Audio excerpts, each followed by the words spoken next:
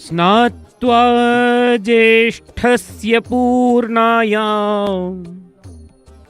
गजेन्द्रवदनो हरिः दर्शनं यच्छते तेषां भक्तानां वाञ्छितप्रदः गणनाथस्वरूपेण गणेश भक्ततुष्टये आविर्भूतो जगन्नाथ कलौ भक्तानुकंपया आविर्भूतो जगन्नाथ कलौ भक्तानुकंपया।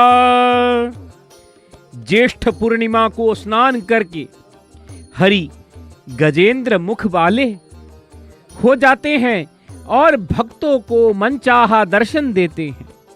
कलयुग में भक्तों पर कृपा करके जगन्नाथ जी गणेश भक्त की प्रसन्नता के लिए गणनाथ रूप में प्रकट हुए हैं। हे जगन्नाथ, आप अष्टोत्तर शत कलश स्नान करते हैं जो सुगंधित चंदन कर्पूर अग्र इत्यादि वस्तुओं से सुसज्जित था।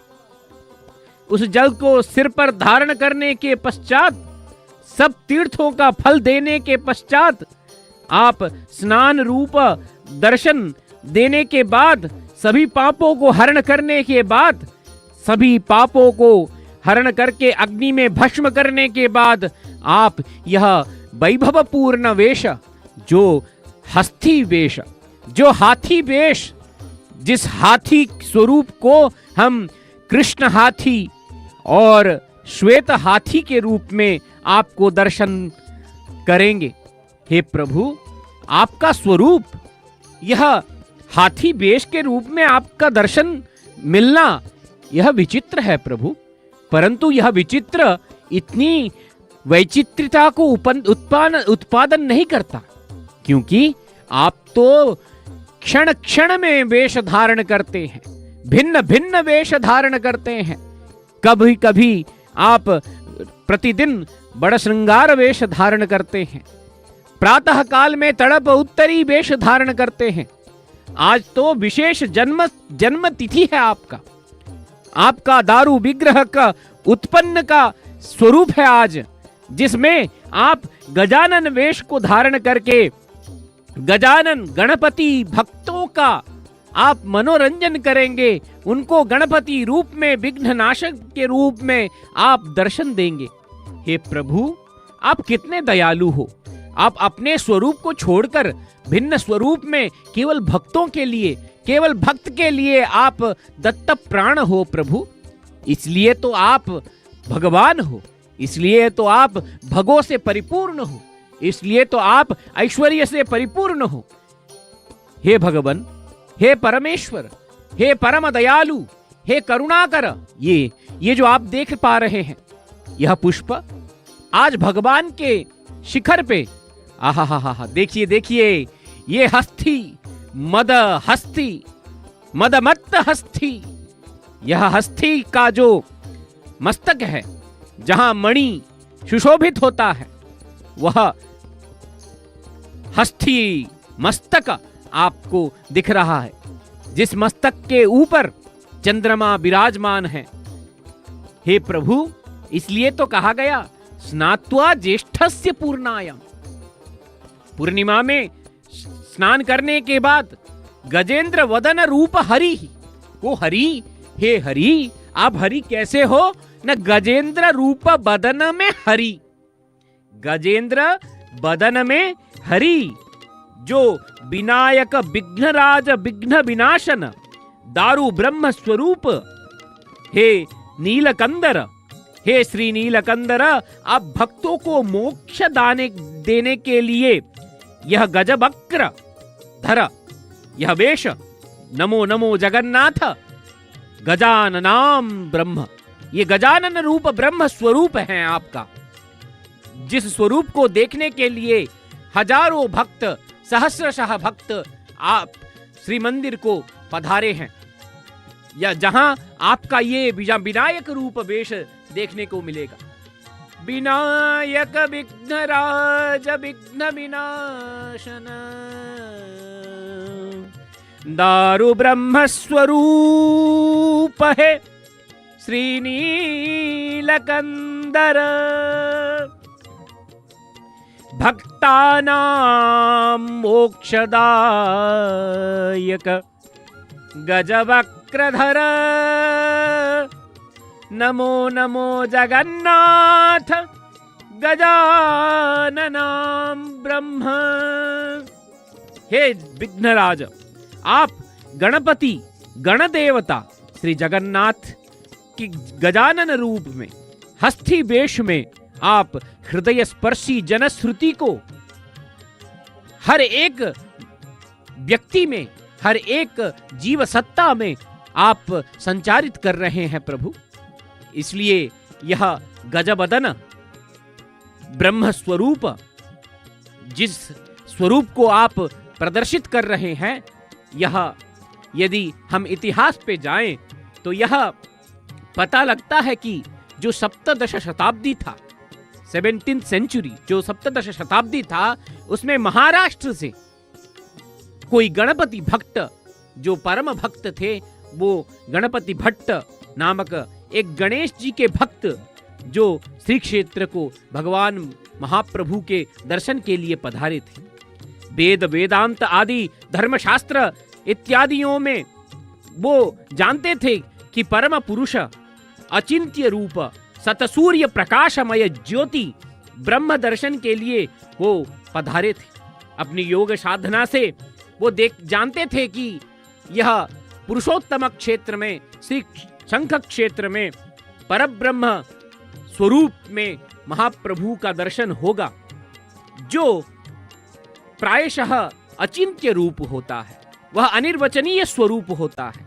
इसलिए ब्रह्म दर्शन के लिए वो उनका पूरी आगमन हुआ था। जिस दिन वो आए थे उस दिन स्नान पूर्णिमा था और भगवान गणपति अपने स्वरूप को, गणपति स्वरूप को ऐश्वर्य देवता के रूप में वो उपासना करते थे।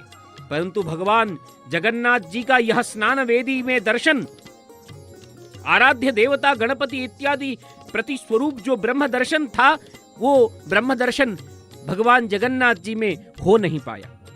इसलिए महाप्रभु स्नान मंडप में जगन्नाथ के रूप में, गणेश रूप में अपने प्रभु को न देखने के बाद, जगन्नाथ जी को न देखने के बाद वह विग्रह गणपति सदृश हुआ नहीं था।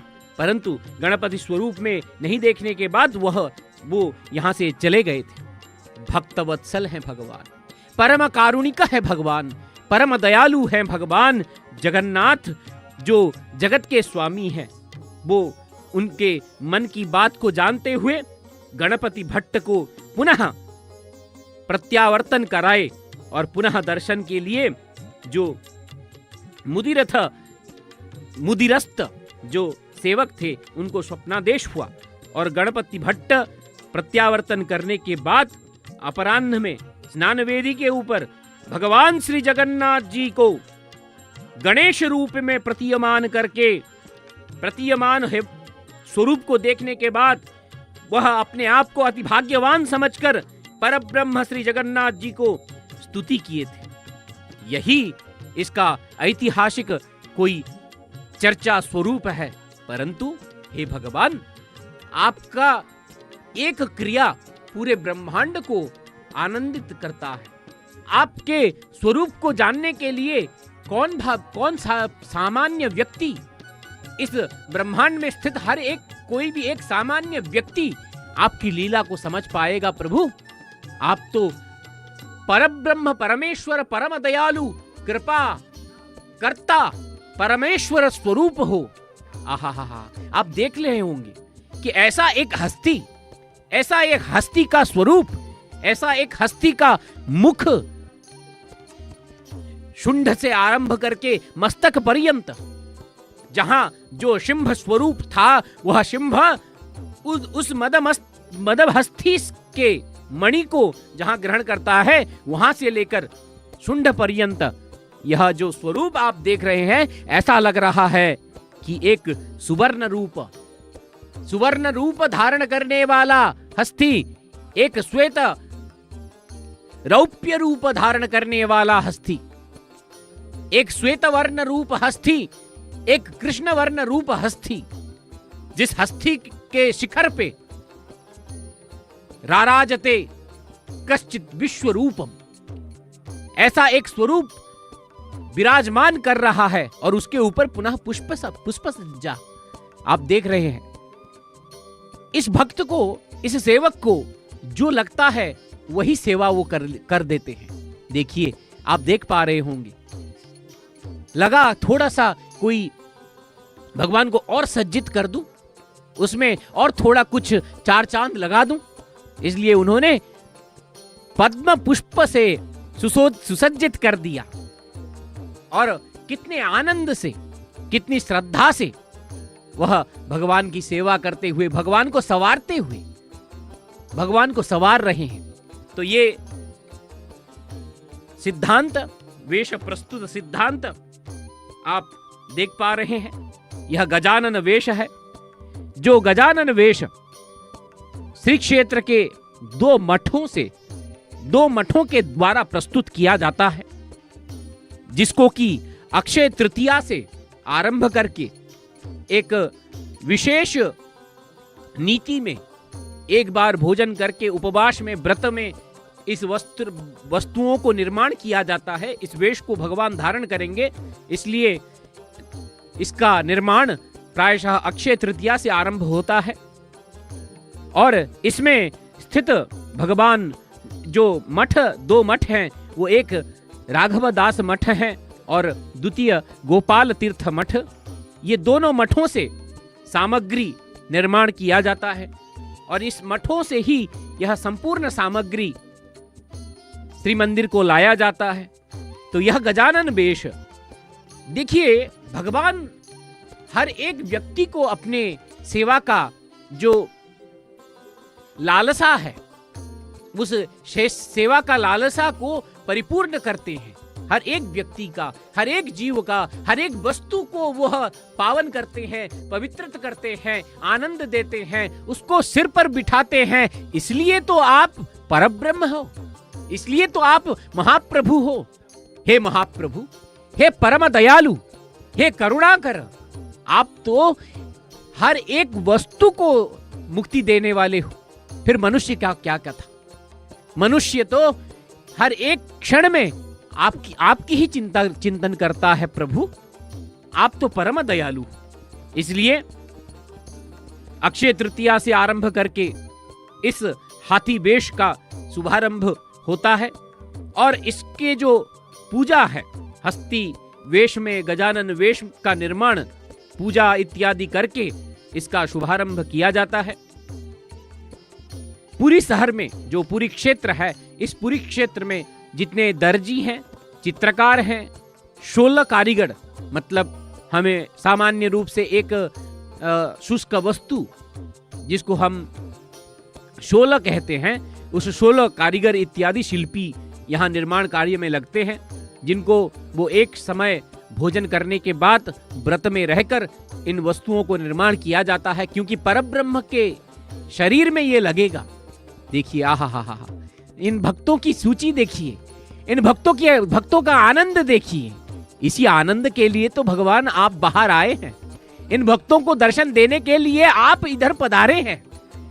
देखिए, यह सोचिए, यह पंक्ति देखिए।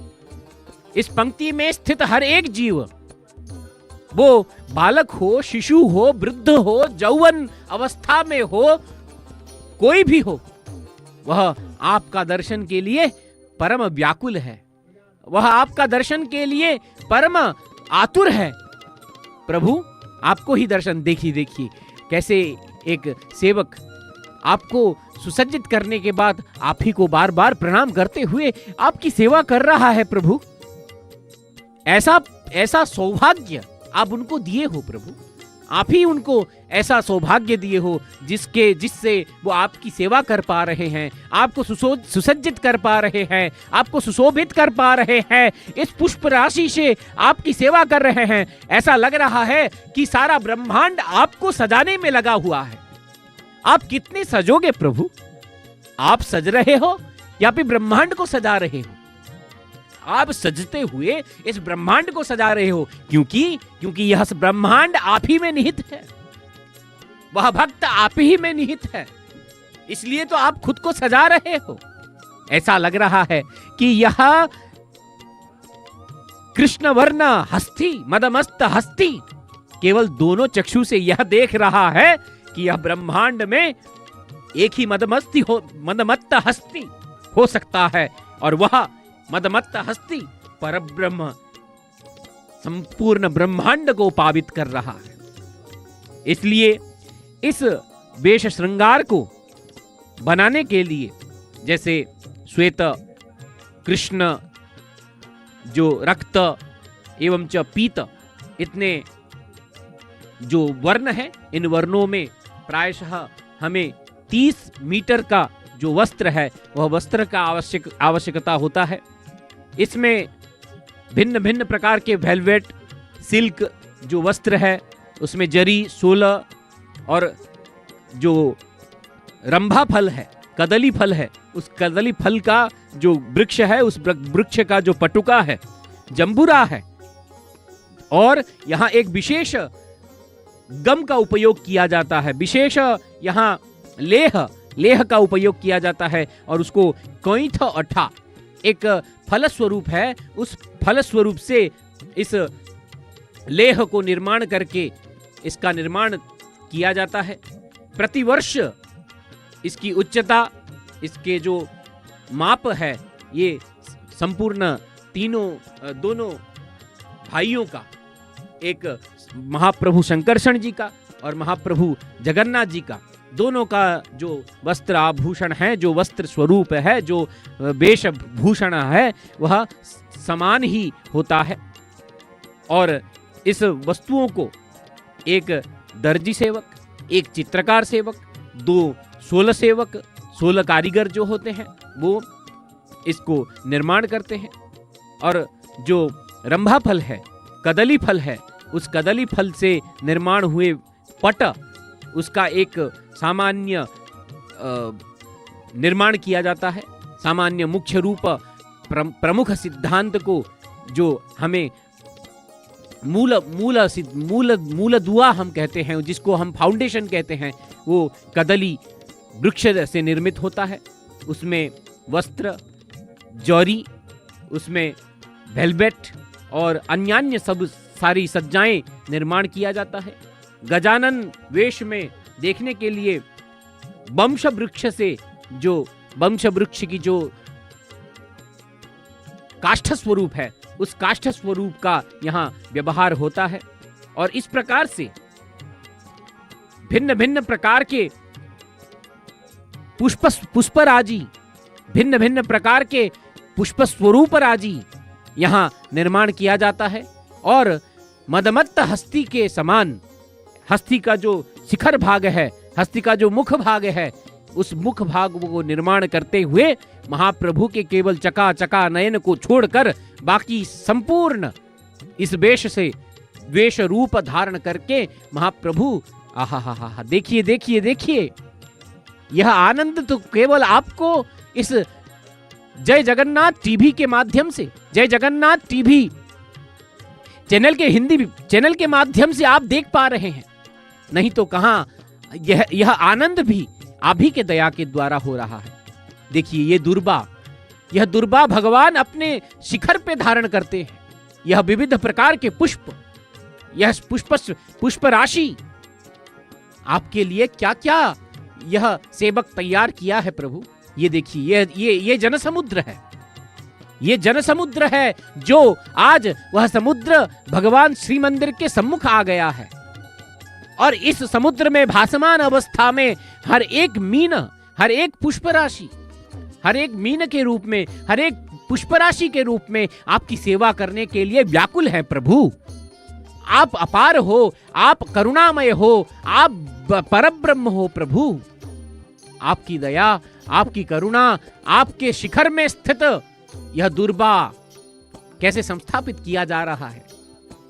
यह चिता है भगवान की। इस चिता को, चिता मतलब जो हम टीका लगाते हैं, टीका, यह भगवान जी का टीका है। इस टीका के पास भगवान इस दुर्बा को ग्रहण करेंगे, जो दुर्बा संपूर्ण विनयता को परिभाषित करता है। जीवन में यदि विनय नहीं होगा तो किसी भी स्वरूप को हम अपने शिखर पे धारण नहीं कर सकते। इसलिए भगवान यहां परिभाषित कर रहे हैं कि दुर्बा मेरे शिखर पे धारण किया जाता है। और इस वेश को निर्माण करने के लिए जो भितर्छ, जो सेवक गण हैं, उनका नाम, ये पारिभाषिक नाम है जो श्री मंदिर में व्यवहार होता है और भगवान जी का ये सेवा करते हैं, जो कि भितर्छ, तड़ुछ, पुष्पालक, दयिता, खुंटिया, ये सारे जो सेवक हैं, इस ऐसा नामक जो सेवक हैं, ये सेवक भगवान जी को वेश श्रृंगार करवाते हैं। प्रभु अपने मनोरम गजानन वेश को संपादित करते हुए महाप्रभु के श्रीमुख में कर्पूर, जो कपूर है, उस कपूर से महाप्रभु का चका नयन को बनाया जाता है, सवारा जाता है, जिससे वह चका नयन इस हाथी बेस में भी वह चका नयन इस ब्रह्मांड को देखता रहे, जिससे हर एक भक्त, कोई एक भी भक्त न छूटे, कोई किसी एक भक्त को देखने में उनकी कोई कारुण्य ना रह जाए। इसलिए भगवान अपने चका नयन को बिखेरते हुए, संपूर्ण शरीर तो हाथी बेस में ढक गया, परंतु वह चक्षु ना ढका, वह सूर्य चंद्र तो ना ढका। यह सूर्य चंद्र जब ढक जाएगा तो ब्रह्मांड अंधकार में चला जाएगा। इसलिए यह सूर्य चंद्र आज भी उद्भाषित हो रहा है, उस मदमत्त हस्ती में उद्भाषित हो रहा है। उस मदमत्त हस्ती के भीतर यह चका नयन सूर्य चंद्र के रूप में इस ब्रह्मांड को प्रकाशित कर रहे हैं। श्री भगवान के श्री विग्रह में जो गजानन वेश है, यह गजानन वेश स्नान मंडप के ऊपर सुशोभित भिन्न भिन्न सेवकों के द्वारा यह सुसज्जित वेश, जो पूजा पंडा, सामंत इत्यादि आएंगे, वो भगवान जी को अन्न पिष्टक, सुमिष्ट पिष्टक, अन्न व्यंजनादि सब कुछ रखा जाएगा और पूजा पंडा सामंत जी यह उपचार पूजा प्रस्तावित करेंगे। तो भगवान पहले वेश होते हैं और फिर भोजन करते हैं। इसलिए तो सुबह से भोजन ही नहीं हुआ। हे महाप्रभु, इस अन्न क्षेत्र में आप तो बड़ खिया ठाकुर हैं, बड़े बड़े वस्तुओं को भोजन करने वाले, बड़े बड़े वस्तुओं को आनंद से ग्रहण करने वाले आप तो परब्रह्म हो प्रभु। आपको सुबह से कोई भी भोजन नहीं मिला, अन्न पान आदि भोजन नहीं मिला, उसके ऊपर आपको हस्ती वेश में रख दिया गया, आपको हस्ती वेश दे दिया गया, फिर आप कैसे भोजन करोगे? तो हस्ती के रूप में ही भोजन करोगे। इसलिए हस्ती वेश में होते हुए सभी भक्तों के लिए यह साहाण मेला, मतलब सभी को दर्शन देने के लिए भगवान, यह सर्वसाधारण दर्शन होता है जिसको साहाण मेला बोलते हैं। यह सर्वसाधारण दर्शन होता है और इसमें भगवान जी का सर्वसाधारण दर्शन आज होगा और भगवान के पास जाकर हर एक भक्त अपना जो निवेदन है, अपनी जो लालसा है, अपनी जो आकांक्षा है, अपने प्रभु को देखने की इच्छा है, वह पूर्ण होगा और भगवान सबको अपना स्वरूप दिखाएंगे। दृष्ट्वा नरो लभेत कृष्णम तत्फलम सहलायुधम सकलम भद्रया सार्धम व्रजन्तं दक्षिणामुखम् सकलं भद्रया सार्धं व्रजन्तं दक्षिणामुखम्। स्नान वेदी में भगवान विराजमान कर पूर्व मुख होकर यहां विग्रह के रूप में अपने स्वरूप को दिखाते हुए, अपना स्नान स्वरूप को दिखाते हुए, अपना वैभव को दिखाते हुए, भक्त के प्रति अपने आतुरता को दिखाते हुए महाप्रभु अपने आहा ये जो त्रिपुंडक है महाप्रभु, परब्रह्म, परमेश्वर, यह शंकर्षण महाप्रभु, महाशैव, महाशिव स्वरूप, अनंत स्वरूप, जो त्रिपुंडक धारण करके शंकर्षण स्वरूप को परिभाषित कर रहे हैं, जो कि अद्भुत नीति नियम संपन्न यह परब्रह्म, जिसको अपने श्री मंदिर में बड़ बाड़ सामंत के रूप में व्यवहार किया जाता है, वह बड़ बाड़ सामंत है। ये सामंत है, यह परब्रह्म को आहा तीनों स्वरूप देखिए आप। भगवती तो ऐसा लग रहा है भगवती स्वयं ऐसा कह रही हैं कि आप मुझे छोड़ दो, आप दोनों हस्ती के रूप में इस प्रकाशमय ब्रह्मांड को, सभी प्रकाशमय ब्रह्मांड को भाषित करो प्रभु। इसलिए वो खुद अंतःसत्ता में स्थित होकर इस ब्रह्मांड को देख रहे हैं। आहा प्रभु, आपके नाक में ये जो पुष्प राशि है बहुत सुंदर दिख रहा है, और वो 16 से में निर्मित गजानन वेश के लिए निर्मित यह पुष्प राशि स्वरूप, यह देखिए कभी पूर्ण ही नहीं होता। कितने पुष्प, कितने वस्त्र, कितने चंदन, कोई भी वस्तु आपके लिए कम नहीं है प्रभु। आप जितना चाहोगे उतना ही वस्त्र, उतना ही तुलसी, उतना ही पुष्प आपके पास, हर एक पुष्प आपकी ओर चला आ रहा है। ब्रह्मांड में स्थित हर एक पुष्प विकसित हो रहा है केवल आप ही के लिए, केवल आपको सुसज्जित करने के लिए। क्यों? क्योंकि आप जब सुसज्जित होंगे तो यह ब्रह्मांड सुसज्जित होगा। इसलिए तो आप अपने आप को सुसज्जित कर रहे हो अपनी सेवकों के द्वारा। अपनी सारी सेवकों को यह आप निर्देश कर रहे हो कि आप मुझे सुसज्जित करो, कि मैं अपने भक्तों को अपनी स्वरूप को दिखाऊं और मेरा भक्त यह जाने कि मेरा स्वरूप क्या है।